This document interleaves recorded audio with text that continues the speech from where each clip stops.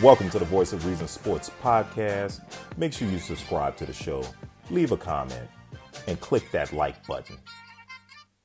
Well, let's talk about Steph Curry. Yeah, Mr. Olympian. Yes, Mr. Captain Savo. Yeah, I he mean, definitely saved him this. He definitely saved him the last couple games for sure. oh my God. Man. I mean, he saved them the last two games against Serbia and then against France. I mean, he closed that game out. Yeah. Absolutely. I don't have words for what I saw, man. I was just like in shock. As I was texting you, I was like, are you seeing this? And then when he hit that three over two defenders, going to his right and over the two defenders, a high arcing shot with less than a minute left and hits that joint, all nets, and did the put him to bed move. Yep. I was like, yo, this dude is the greatest. I know we say it a lot, but it is a fact. The greatest shooter in basketball history, bar none. Man, he gets that ball up so quick. You can't block it. You know, he just gets that ball up so quick, and the step back is so quick, and yeah, and he's so accurate with it. Right. He just looks like he just tossed it up there effortlessly, and it just hits the bottom of the net, man. It's crazy. But his footwork on getting open, with the ball fakes, with the step back. There was a couple of times where they passed him the ball. He got the defender up on his feet with a ball fake, and then he took one dribble and stepped to the left and shot the three. Like, he has an arsenal of moves to get himself open for three-point shots. And it's an improvement from, when they first won the championship, they basically just gave him the ball and he went between the legs behind the back and he shot off balance threes. But now he's gotten so good at moving without the ball, coming off of ball screens, and creating issues for you where, like, okay, I'll give you an example. Against Serbia and France, they were running a two-man game with LeBron and Steph. And the defensive team had to pick their poison. Either you're going to let LeBron get an easy layup to the basket when you try to switch. Yep. Or you let Steph go to the three-point line and shoot the three. Right. and they ran that two-man game, and then also Steph is really – he doesn't get credit for this, but he is a really intelligent player moving off the ball and running through screens, setting up other folks, and forcing the defense to make a decision on who you're going to stop. And most of the time, they want to stop the easy two, which leaves him open for the easy three. Yep. And yeah, because I saw that on Sports Center. They showed the whole diagram about that same thing you were just talking about. The guy, what happened was the guy started staying with Steph, and then now we leave LeBron the easy layup to the basket down there because they wouldn't switch off. Right. When they switch, Steph got that step back by herself. Right. Yeah, that was. And I mean, that's basically the Golden State Warriors offense. Right. That's what you see from them with Draymond and Steph when they're playing the two-man game. When it was Steph and Clay, they were running a two-man game, or they were running off the screens or setting up screens for one another.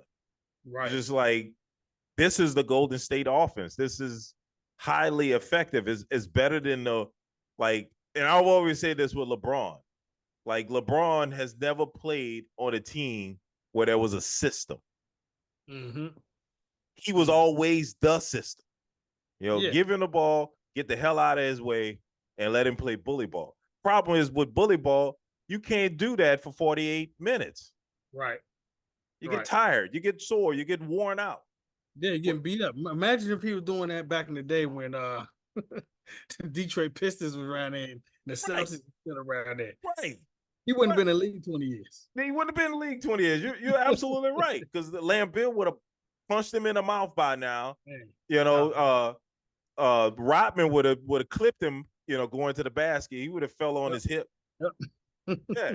I mean, that's what Jordan went through. Jordan got beat up by the Pistons. Pistons were bruising it. It was intimidating, but that was allowed in the league. The Knicks try to intimidate you with Charles Oakley, Anthony Mason, Charles Smith. I mean, I will always say this, like, and I know they call them goons in hockey. Well, the NBA had goons. Oh, NBA definitely had goons. They had goons. NBA had goons for sure. Yeah, guys weren't very talentedly. They weren't very talented basketball wise, but they were out there. They were tall. They were big and strong, like the Davis boys, and Antonio Davis and Dale Davis. Yep, dudes couldn't shoot. I mean, I thought Dale Davis was a worse free throw shooter than Shaq. It was terrible, but Dale Davis could bully you. Yeah, yeah. I mean, yo, like the Celtics and the Pistons, yo. I mean, even back then, when I was like as a kid, I knew that stuff should have been illegal. That they were dope. I mean, they would downright just beat you up, like literally punch you. Like there was no such thing as a Tech 2. Nope. There was no flagrants. So a lot of those drugs just straight got away. Like there was no foul, there was nothing, there was no call. You would just get punched. You get elbowed, and I mean like in the face and the neck. Yeah. I mean, yeah, man. I'll have to send you the video of there's a video where was it Alonzo Mourning? So Scottie Pippen went up for a layup, and Alonzo Mourning went up to block his shot, and he came down with his elbow on Scottie's head, and Scottie had this huge knot on his head. Now, in today's basketball game, the game would have been completely stopped. They would have brought a stretch out, put a brace around his neck. They would have been checking in for concussion. Right. Scottie completed the game. In fact, speaking of neck braces, there was a game. What's Gerald Henderson? I guess his name is Gerald Henderson. Gerald Henderson's father, who played for the Celtics. There's a game where he's actually playing with a neck brace on. Wow. Yes. You have to look it up. That's how rough it was back then. It was crazy. That was insane to play like that. And that's probably why a lot of these dudes are almost crippled, like Phil Jackson, who barely stand up. He had to sit in the chair with the big padded seat, you know, because his back was so sore. Yes, it was brutal back then. But, you know, and I think I like the game the way it is now.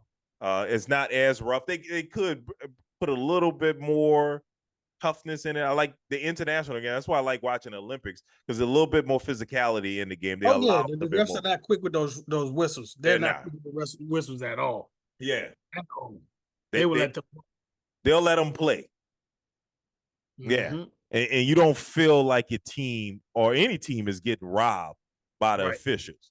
Yep. You know, they don't allow they don't blow the whistle for very much out there. They let them fight. Yep. So, they're getting it. Yeah. Hey, man, I was wondering, right? Did you hear about the thing with your boy Noah Lyles? Did you hear? Yeah. I heard about that. Yeah. Him and the NBA players are going at it about who's the world best, right? So right. Because he was like, champion of what? Yeah, well, world champ. Champion of what? Right. Like all that, right? And you come in bronze in the finals of the 200 meter. First of all, why was that kept under wraps like that? Right. Do you know he had 3 parlays that was left? All he had to do was go win the gold. He had three parlays left, and this is supposed to be his strong event. Right. The number went from minus 330 to minus 600. So a lot of people put the same bet in. And they were scheduled on the bet slip. They were scheduled the race, right? But then it seemed like they would never race on that day. So anyway, the day finally comes and he loses, and all of a sudden they carrying him out on a stretcher, or not a stretcher, a wheelchair, Right. right? Because now he can't breathe, right? First of all, there was no news or nothing about it, about him catching COVID on Tuesday. Right. Really? Saying he caught COVID on Tuesday. And now I'm hearing all the news reports. He was walking around with a mask. You know what I'm saying? I was like, oh my God. Do you know how much money I could have won? Knowing that he wasn't going to win? Right. Oh my God. But wasn't it? Well, I forget which event it was that he nearly lost. Like the Jamaican runner foot crossed the line first. Oh yeah. It's your torso that has to go first. That was the 100. That was the 100. I thought it was. Yeah. 100. Yes. That was the 100. Right. And, right. Yeah, he was supposed to. He was supposed to lose that, but they said by 5,000ths of a second. So yes. 0.005 yeah. of a second. His torso crossed first. Right. What? And that's how he won gold. Yes. If it wasn't for that, he wouldn't have even won gold. They need to change that to any part of your body. Come on. I didn't know that until I saw that. I was like, oh, I thought it was any part of your body, your arm, your hand, your foot, your nose. Because that's what they say. He won by a nose. Right. I never knew it was your torso. Yeah, they get that from horse racing, though. They get the one by nose from horse racing. Yeah, but I thought that was the same thing with track. I didn't know, you had to have your torso across first. Right. So yeah, that was weird because I think they thought that the Jamaican runner had won, because I think I got the alert, but then it showed that nope, Noah won it, so he got his gold, and he was showing out. I did it, yeah. Like, yo, man, calm down. Yeah, and then go to the next race and get a bronze. Get out of here, man. But yeah, man, I was so pissed. I was sitting there looking, and I couldn't tell when the race was actually happening, but I know I had a parlay left with him in it. All he had to do was win for me to win the parlay. Win gold. And when I looked at that joint and it had the red X by it, I said, he lost? What? There's no way he lost that. And then I went and found the whole thing talking about how he had COVID on Tuesday. He had to get helped off. I was like, oh my God. Oh boy. Come on, man. We had to get some kind of explanation for getting bronze. Yeah, that's what it is. It's an excuse. It's basically an excuse. It's right. Karma coming back there for talking all that shit to the U.S. Team. Right. Well, the NBA. Let me not say the U.S. team. Yeah. He was talking a lot of stuff to the NBA. Yeah. So champions of what? Right. Oh my God. Well, they had to give him crap about that too. Oh, of course. Oh, yeah. The memes are going around. Yeah. The memes are going around. Yes, they are. You can't say we're not champions of the world now. Yep. So, well, yeah, no, but I mean, back to the USA basketball. That was a treat, man. That was a treat. I really enjoyed that, and then I really enjoyed the women's basketball game. I feel like the world has caught up, which is a good thing. I know a lot of people see this as a bad thing. Oh, the NBA team should be blowing out everybody. But just the fact that the world has caught up, I think this is what the NBA wanted. Right. Competitive games, the world showing out. Because, hey, I watched women's basketball and Gabby Williams. I was like, why is she not in the WNBA? Right. Yeah, the forward for the French team, she was balling and almost tied the game at the end, but a foot was on the line. Yeah, oh yeah, I saw that. There was up 4, and he made a 3 at the end. Yeah. They got her the ball to shoot to get the shot off, but the guard got her the ball too far ahead. Right. And she tried her best to keep her foot behind that line to make the 3-point shot. But cut it to 1. That's the closest the women's basketball team has ever been close. Winning the game by one was the closest that's ever been in a long time. So it says a lot. It says that, the WNBA, with the talent, the world talent that's coming into the WNBA, because Gabby Williams did play. I forget which team she played for. She was drafted at the WNBA, but I don't understand. I don't understand how these teams are structured in the WNBA, because I'm seeing first round draft picks not making teams. I'm like, how? She was drafted in the first round. How'd she get cut? Like, she didn't even make the team. Like, a month into the preseason, she's gone. God damn. Yep. I mean, NBA teams are reluctant to let no matter how bad they are. I forget what the guy Cleveland took first overall that turned out to be a total bust. They realized, and they tried for years, 2 years, to get him going. Forgot his name, Anthony something. But yeah, no, I mean, and then apparently they're looking to get her back in the league because she performed so well for France and was the team leader. But that was a treatment. France got their stuff on both sides, huh? Yeah. It was in the finals in both sides. And both sides, yeah. Women's and men's. Yeah. If you think about it, the French men's team, they got Rudy Gobert, who's the defensive player of the year, right? Didn't he win he won it a year before, but I think he won it again this year. So they got a defensive player of the year. They got the number 1 overall draft pick from last season, Wemby. And you have Nicholas Batum, who's won titles with the Spurs. So you got some really good NBA talent on the French team. And plus, they've been playing together for a while. So it was a good matchup. And, you had to have a Herculean effort by Steph Curry and LeBron James and Kevin Durant, 3 Hall of Famers, to beat them and to beat Serbia. Yeah. So the world's showing a lot of potential, and I can see in the coming years, especially the next Olympics, because Steph, LeBron probably won't be playing in it. Because LeBron is 39. He definitely ain't playing in the next Olympics. Steph is 35? I forget how old Steph is. Steph's probably 35. Steph is 35. Yeah. Yeah. Kevin Durant is 35. I don't see them playing at 39 in the Olympics. So, yeah. So I think those guys are gone. So it's the next generation that has to play, and they're going to be playing against Wemby again. Yep. Yeah. And they might have an advantage this time. Yes. So I think the world might be winning some chips next season.